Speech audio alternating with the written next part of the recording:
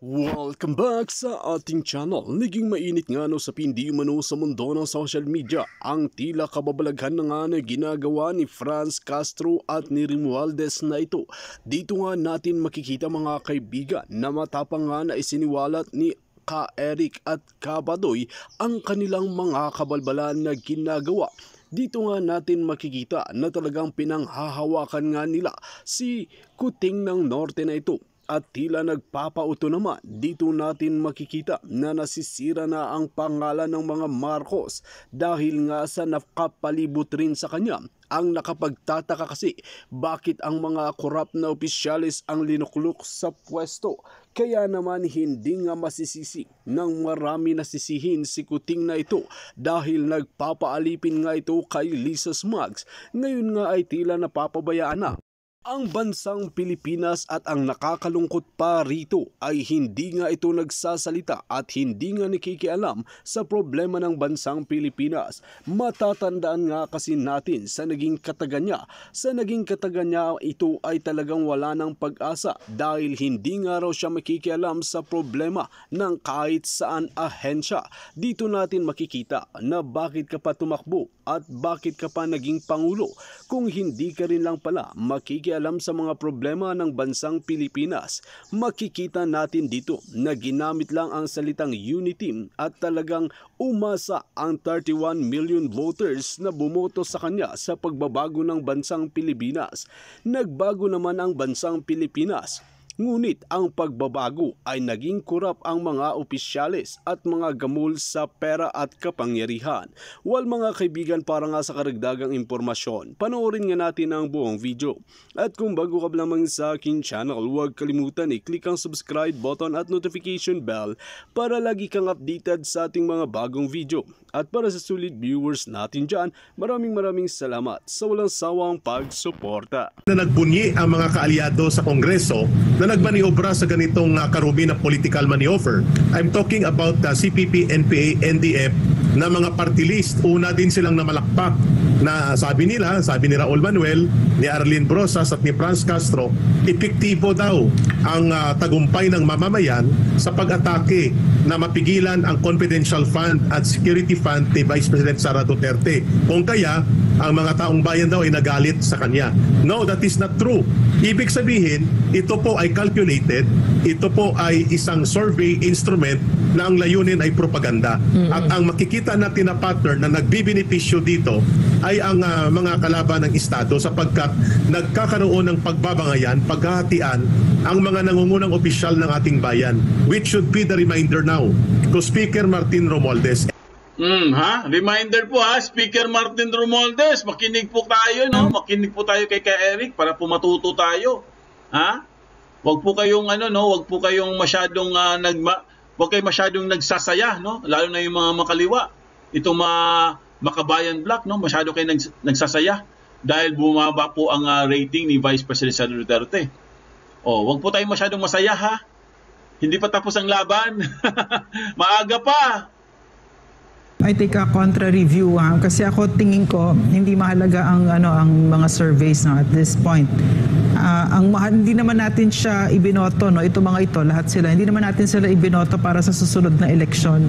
Ibinoto natin sila para magsilbi sa bayan. Okay, so this is something that I learned from the previous president, PRRD, no, na historic yung kanyang ratings, trust and approval ratings mula simula hanggang natapos, hanggang hindi na siya presidente. Ang laki ng tiwala, no? Pinagkakatiwalaan siya the whole time that he sat in office. But you know what? Every time we would give him the survey, he will just look at it and smile and he's okay, and then let's go to work. Ganun siya. So he wasn't defined by the survey. Get it? So what defined him, in my opinion, was his heart. His heart to serve the Filipino people. That was what drove him. This is what woke him up every day. Kailangan magsilbi sa tao. And in fact, no, parang one of the, if not the number one thing that we kept on saying to each other is, trabaho lang tayo. No, we would say, ganito yung nangyari, no, ganyan, ganito yung sinabi, ganun yung pinakadbalik, trabaho lang tayo. Kasi, yun yung pinakapunto ko dito. It's just a survey. Kasi, the Filipino people are so, I think, the way I see it, na parang kinokondisyon yung utak tayo, natin na nakatingin tayo sa survey. Hindi tayo dapat ganun. Dapat nakatingin tayo, ikaw ba nagsisilbi sa amin? Di ba? So I think that the Vice President is right on track kasi nagsisilbi siya. And I don't think you can take that away from her because you cannot take away yung totoong puso ng pagsilbi na nakikita natin sa ating Vice President. So I don't think this is of any great import at this time. No? Yes, dalawang bagay din, Ma'am Lorraine. Una na, banggit mo na, no, mind conditioning ang kanilang ginagawa ngayon. Pinapakita na nila na kahit nasabihin na majority no, ang bumoto talaga kay VP Sara, parang unti-unti daw nawawala umano ang tiwala ng ganun yung narrative nila. Ganun yung narrative. Tapos meron pa kasing isang opisyal na biglang tumaas naman, no? Magtataka ka. Sabi ko, bakit kaya naging batayan ito? No? At isa pa doon siguro, gusto na rin nilang... Si Speaker, no? Si Speaker. I think so. Yun yung doon na ano kaya yung mga naging batayan nito, lalo na kasagsagan din no, ng nangyaring budget hearing no, dito sa confidential fund. At isa pa, siguro pinapakita rin nila kay VP Sara na mismo taong bayan. No? So mind conditioning both, no? Na nakikita ba natin na magbabago ba si Vice President Sara? I don't think so. Kasi tuloy-tuloy lang tulad ng sinabi mo, Ma'am Lorraine, ang kanyang ama. Meron na yung meron na silang template of leadership na pinatunayan nila sa Davao City at yung ginagawa nila ngayon sa buong bansa. But again, no, kung ano man naging batayan dyan, no, bantayan din po natin. Dahil itong mga survey nito, pag-aralin din mabuti kasi pwedeng merong mga punto, pero again, bakit biglang may tumaas? Bakit may biglang bumaba? Diba? Okay lang eh. But ang bottom line din ng survey, still, Vice President Sara Duterte has the highest rating among the government official. Ka-Eric? Ang isang nakikita ko dyan, Ma'am Lorraine, Miss Ina, Brother Franco, parang ginamit ito na instrument for propaganda. Ang recent survey na lumabas, sapagkat ang unang nagsagawa ng pagbubunyi sa pagbagsak ng rating ni Vice President Sara Duterte, although magkasabay silang bumaba ng rating ni Presidente Marcos Jr., siya lang ang in-highlight ng mga media na alam natin konektado kay Speaker Martin Romualdez. At kasabay ng ganyang pag-highlight na 2 digits ang ibinaba ng kanyang trust and approval rating ay ang pagbubunyi naman ng mga media na tumaas ang rating ni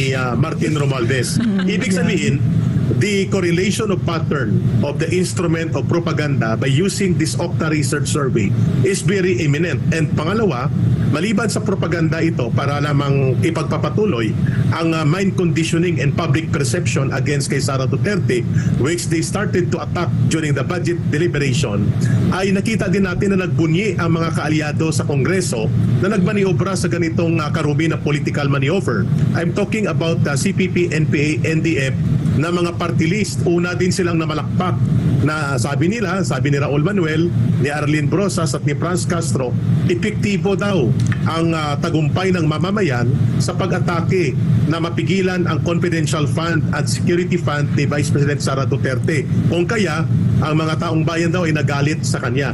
No, that is not true. Ibig sabihin, ito po ay calculated, ito po ay isang survey instrument na ang layunin ay propaganda. At ang makikita natin na pattern na nagbibenepisyo dito ay ang mga kalaban ng Estado sapagkat nagkakaroon ng pagbabangayan, paghahatian ang mga nangungunang opisyal ng ating bayan, which should be the reminder now to Speaker Martin Romualdez and his group in Congress. Pwede ba itigil na muna natin yan? Alam na namin kung sino nag-komisyon ng survey na ito. Obvious naman kung ano ang naging pattern, kung paano siya ginamit for media mileage, for propaganda and attack. And number 2, na panawagan natin, pwede ba magtrabaho muna tayo? At pwede ba magkaisa tayo, isantabi ang personal political ambition at sundan natin ang panawagan ng pagkakaisa sapagkat ang mamamayan ay pagod at natatamad na, napapagod sa uri ng pamumulitika na napakarumi. And I think ang winner dito, even ang survey ay iba, ang nakikita ng mamamayan in the truest sense ng kanilang observation, Ma'am Lorraine, Miss Ina and Brother Franco, si Inday Sara Duterte na nanatili na nakapokus sa kanyang gawain bilang isa sa pinakamataas na opisyal ng gobyerno at hindi niya pinapatulan ang maruming laro ng politikang ito. That makes her a more on the level na mas mataas ang respeto ng mamamayan sa kanya, Ma'am Lorraine, Miss Ina, and Brother And, Frank. I also want to say na I cannot recall right now kung ano yung quote na yon, but I deeply believe it The ones that are most qualified for the job are the ones who don't want it. Yeah. Why? Because Correct. they know the responsibility that comes with it. No? They know that they are supposed to serve and the burden of leadership. And the Vice President has already proven that. Siya tumalikod sa halos sigurado na presidency. She turned her back on that. So, and then on the other hand, this naked ambition is just kind of obscene at this point. Magsilbi muna kayo, magsilbi kayo. Correct. No? On top of that, Tama yun. yeah. Miss Ina, idagdag ko lang ng briefly, ang nakikita ng taong bayan, yung mga ganid sa politika at nagmamadaling kumontrol ng kapangyarihan, ang kasaysayan natin ay malinaw, itinatakwil ng mamayan yan. At ibig sabihin, yung totoong naglilingkod na tahimik, pero epektibo at may mga nagawa, proven by experience, mas yun ang tinatangkilik ng mamamayan. I agree to that point ni Ma'am Lorraine. Wag po natin sanang masyadong ipakita yung ating pagiging napaka-interesado na magkakamkam ng kapangyarihan at this very early stage of our governance under the new government. Magtulungan tayo. Yun ang gusto ng mamamayang Pilipino. Oo, at Eric, Ma'am Lorraine Franco, merong obserbasyon ang ating isang kababayan dito, si Tito, ang kanyang name. Sabi niya, usually, ang Pangulo ang nagiging sentro ng mga balita, paninira, pero bakit ngayon parang nakafocus daw kay Vice President Sara Duterte? Unprecedented. Usually, pag Vice President, Correct. invisible yan. No? So, I think it says a lot. It says a lot about the enemies of the state, no? Na talagang they really don't want her, and it is for me an indication of the kind of leadership and the caliber of the Vice President na siya yung pinag-iinitan, no? Because she's a very strong leader, she's a real public servant, no? So yan yung, I think it threatens the ones who are really in there for a very naked power grab, no? Yun po. May tapang, malasakit. Okay. Then, Mayor Inday Sara, una akong bumilib, humanga sa kanya. Yung kanyang tapang, yung kanyang balls, nung sinapak niya yung sheriff. Talagang kapakanan ng nasa laylayan ang puso nitong mayor na ito. Kaya mula noon hanggang ngayon, talagang tagahanga ako ni BP Inday Sara. And then, lately, itong issue sa confidential funds, lalo akong humanga yung kanyang desisyon na i-give up na, huwag na siyang bigyan ng confidential funds. Pwede niyang ipaglaban yun . Diba may report, alleged 9 senators willing to vote for the restoration, ibabalik ang confidential funds ni BP Sara. Bakit ngayon yung debate, plenary debate sa Congress kahapon, wala na. Nagbigay na ng official statement po ang BP Sara na huwag na lang. Bakit? Kasi very divisive. Nakakasira daw sa bansa yung usaping CIF para sa kanyang opisina. Ayaw niyang magkawatak-watak ang ating bansa dahil sa CIF. Kaya huwag na, sabi niya. Unahin natin ang pagkakaisa natin. Wow! So, ang ganito lang, analysis ko lang ito . Maraming mga senador na aliado o sumusuporta kay BP Sara. Dalawa lang yan ang hindi. Isa lang, si Senator Hontiveros. Kasi si Senator Pimentel, kahit oposisyon, taga Mindanao pa, may pinagsama niyan . PDP laban sila. Senator Hontiveros lang ang... So, all the rest, 23, may suporta si BP Sara. Kung gustuhin ni BP Sara ipaglaban, malaking chances na maibabalik ang kanyang CIF o confidential funds. But tinapos niya ng isyo. Siya nang nagsabi siguro. Baka lumapit ang mga senador. Okay, BP, What do you want? We can restore your confidential funds. But the BP said, no more. Wag na. Done deal na yan. Wag nyo nang tuloy na yan. Yun. Kaya dito ako lalong humanga sa ating Vice Presidente dahil hindi niya iniisip yung, kasi kung minsan yung pride ng tao nandyan. Yung tinanggalan siya, Vice President siya, pwede niyang ipaglaban yun. Yung kanyang pride, itayo niya. Kaya lang, kinalimutan niya yung sarili niya. Huwag na.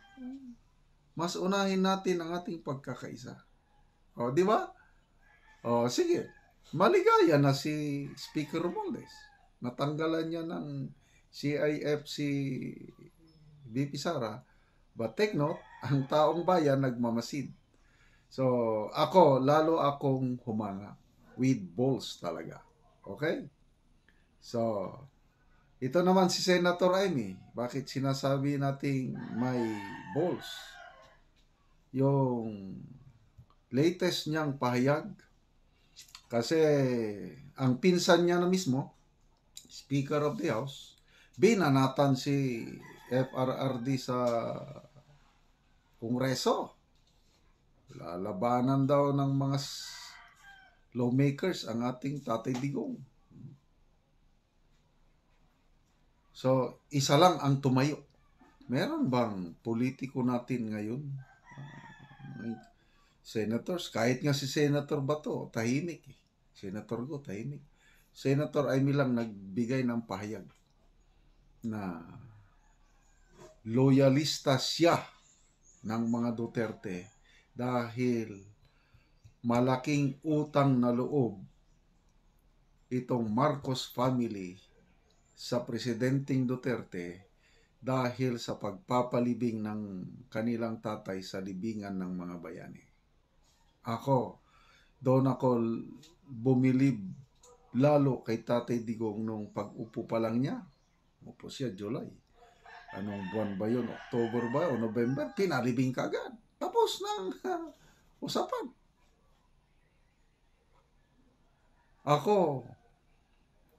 Yung rason bakit sumama ako sa 1989 coup versus Cory administration. Galit ako sa administrasyon ni Cory dahil ayaw nilang pauwiin si President Marcos Sr. at ilibing sa libingan ng mga bayani. Talagang doon, yun ang pinakamalalim kong dahilan bakit ako sumama sa kudita. Ganon po ang aking pagiging Marcos loyalist. Kasi, sundalo siya, World War II veteran, Medal of Valor awardee. Bakit hindi pa uwiin na ilibing sa libingan ng mga bayan? Diyan doon ako galit na galit eh. Kaya nung natuloy na ang paglibing panahon ni Tatay Digong, talagang todo saludo ko sa presidenteng ito. So, yun. Hindi makalimutan ni Manang Amy yung utang na yun. Kaya tumayo siya. Nanindigan siya. Inuna niya ang kanyang kaibigan at isinantabi ang kanyang kapatid, pinsan. So, di ba? Yun ang mga paninindigan. Manang-mana sa ama. Yun ang tunay na tatak Marcos. Itong mga ginagawa ngayon ni Senator Amy. So, napatunayan niya na she's really a friend sa mga Duterte. And I believe it so. Dahil, ito na nga. Punta na tayo, 2028. Ano sa tingin nyo? Noong 2022, Marcos Duterte. 2028, Duterte Marcos. Mag-comment nga kayo kung pwede yun. So, sino ang kalaban nila? Romualdez, Tulfo. Yun ang nakikita ko eh. So, ano pa rin? Malakas na tambalan ito. Duterte Marcos. Although marami, may mga nagdududa kay Manang Aimee, yung sincerity niya, but I believe over time, mapapatunayan niya na loyal siya sa mga Duterte. Isa na lang ang kulang niya na hinihintay ng taong bayan, yung batikusin niya ang kanyang kapatid. Wag nating apurahin si Manang Aimee. Nasa mahirap siyang kalagayan, gusto niyang i-preserve yung family nila. Kaya ako, okay na ako nito na nagpahayag siya ng official support sa mga Duterte. At yung pinsan niya, wala na. Initsaper na niya. Okay? So yung iba na nagdududa, ito na tunay ba yung Aimee na yan na tutulong kay VP Sara? Bakit hindi siya kasama sa lista ng 9 senators na buboto in favor sa confidential funds ni VP Sara? O tingnan nyo, wala namang 9 senators na bumoto. Kasi nag-withdraw na si VP Sara.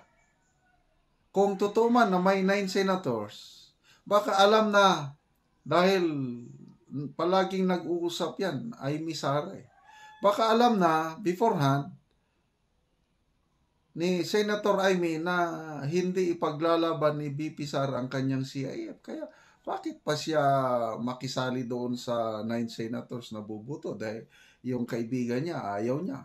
O hindi pagpatuloy. Mga ganon. So, wag po tayong mag-judge kagad na hindi tunay na kaibigan itong si Senator Aimee dahil hindi siya kasama sa siyam na senators. Listahan lang yun, alleged lang yun, nilik lang yun, baka pakana yun ni Senator Tulfo para pag-awayin ang mga supporters ni VP Sara at ni Senator Aimee. So ako basta sulit ang aking paniniwala na hanggang 2028 magtatandem itong dalawa, Sara Duterte for President, Aimee Marcos. Dito nga natin mapapatunayan kung ano mga ba talaga ang pakay ni Romualdez at ni Castro na ito dahil sa patuloy na paninira kay Vice President Sara Duterte ay talagang gusto lang pala nilang mangulimbat ng kaban ng bayan. Kaya naman talagang hindi nga tinantanan ni Ka Eric at binisto ang kanilang mga kabalbalan na ginagawa at tinatagong mga black propaganda. Well mga kaibigan, kung kayo ang tatanungin ano ang inyong mga opinyon, just comment below sa ating comment section at ating pag-uusapan.